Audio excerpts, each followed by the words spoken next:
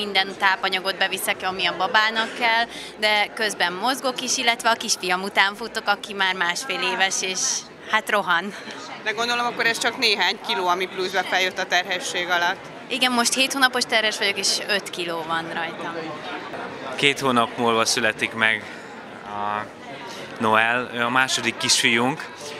Maxi már 15 hónapos, úgyhogy fantasztikus az, hogy megint kisfiunk lesz, mert én mindig is arra vágytam, hogy minél több fiunk legyen.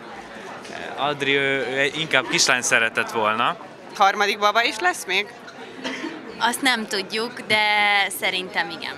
Én nagyon szeretnék bent lenni.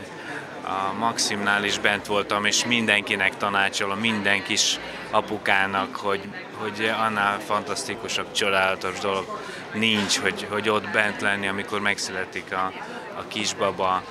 Azt az erőt a kismamának adni, hogy ott legyél vele, a szeretetet.